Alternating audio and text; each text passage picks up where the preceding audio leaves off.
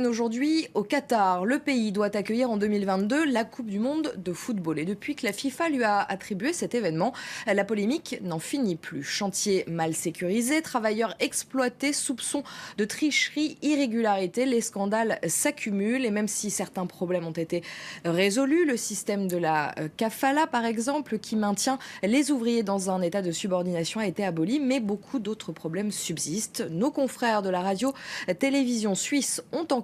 Voici un extrait de leur documentaire, un reportage signé François Roulet et Sébastien Faure pour la RTS. La question se fait de plus en plus pressante.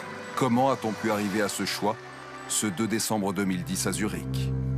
The winner to organize the 2022 FIFA World Cup is Qatar. La réponse est peut-être dans la salle. Derrière les responsables de l'Émirat qui se congratulent, un homme alors très puissant dans le monde du football, Mohamed bin Hammam, un Qatari qui présidait la Confédération asiatique du football. Selon une enquête du Sunday Times, il aurait distribué 5 millions de dollars pour soutenir l'action du Bid Committee, le comité de candidature du Qatar. On parle de Qatargate, à raison ou à tort? Oui, si c'est vrai qu'il y avait un lien entre Bin Hammam et le Bid Committee, s'il a agi pour le Bid Committee du Qatar, alors là, on aura un très grand problème et franchement, ça va secouer la FIFA à ses fondations. Mark Pitt est aux premières loges dans cette affaire. Ce Balois a été chargé de mettre bon ordre dans le fonctionnement de la FIFA. Il a présidé jusqu'en décembre la commission de gouvernance mise en place par la FIFA elle-même.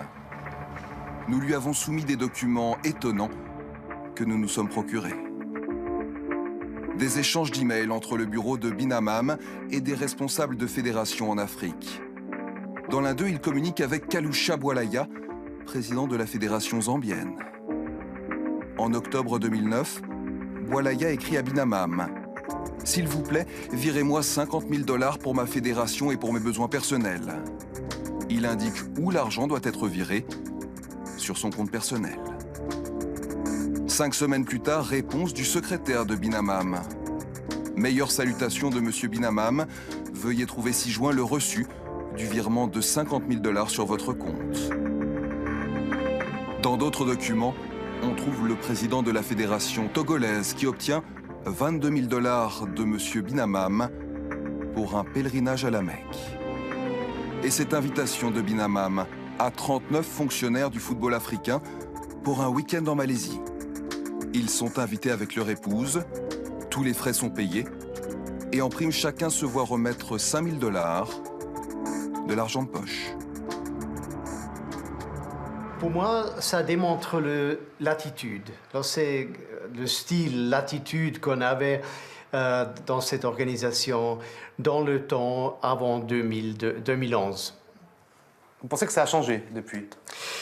Je ne peux pas vous garantir qu'on a changé vraiment, mais ce qu'on a fait, on fait des grands efforts parce qu'on a maintenant des investigateurs et des juges indépendantes qui puissent s'occuper de ça.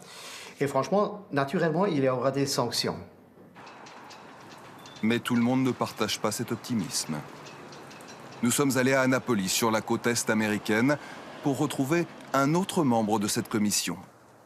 Alexandra Raggi siégeait avec Mark Pitt pour rendre la FIFA plus transparente, mais elle a claqué la porte. Elle ne voulait pas servir d'alibi.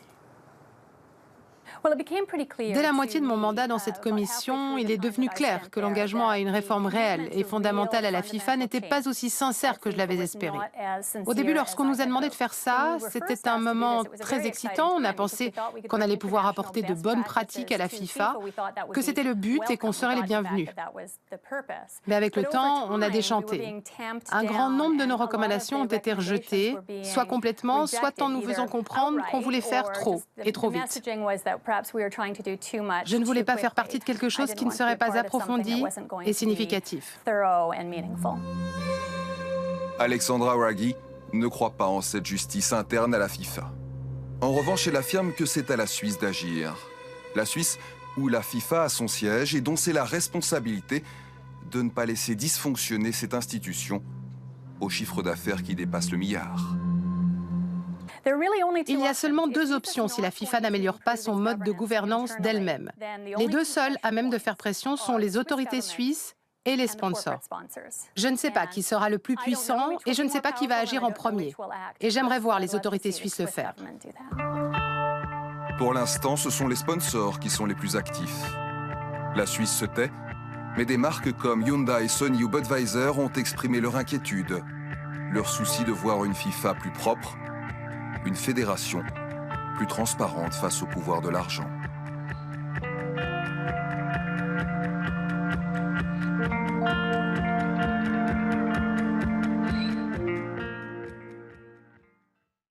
Et pour en parler, Nabil Enasri est avec moi sur ce plateau. Bonjour. Bonjour. Merci d'avoir accepté notre invitation. Alors, vous êtes spécialiste du Qatar, fondateur de l'Observatoire du Qatar.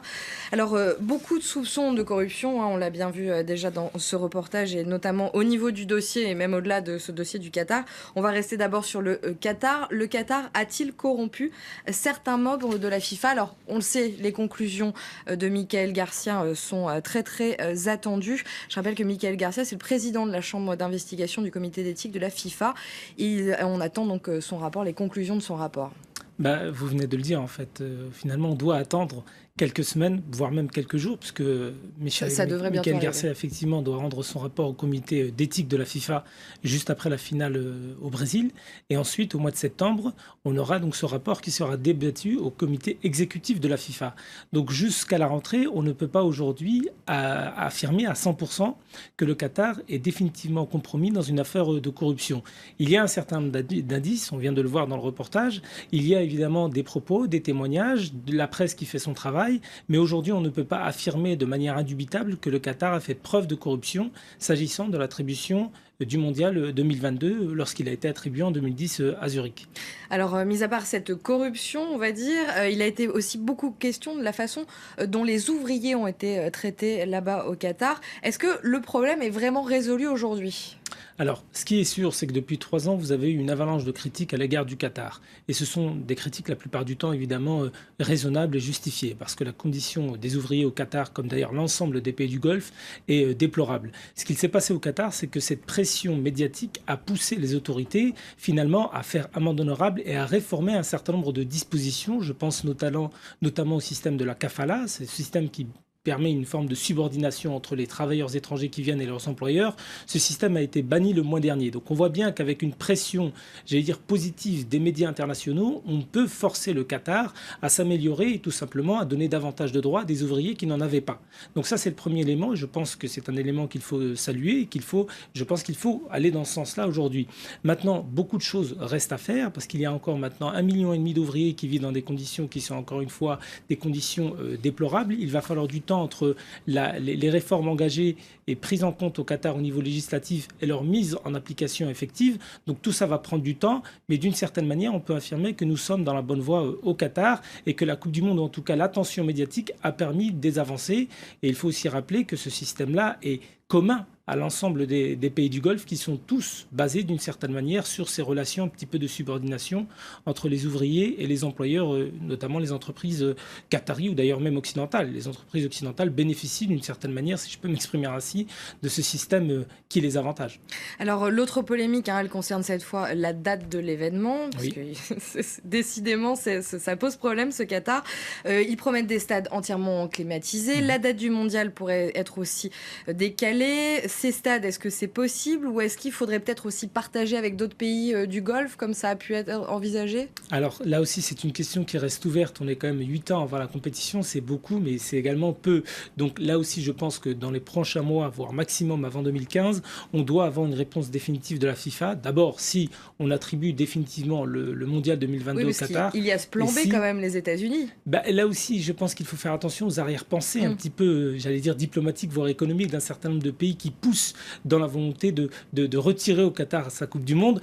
L'Australie, qui a perdu la Coupe du Monde face au Qatar en 2010, souhaite un nouveau vote. Donc on comprend que l'ancien perdant souhaite avancer vers un nouveau vote pour pouvoir tout simplement récupérer le mondial qui lui avait été pris par le Qatar.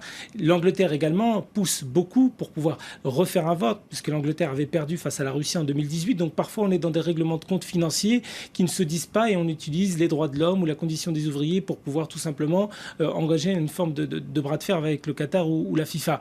Aujourd'hui, en tout cas, la question du calendrier n'a pas encore été tranchée.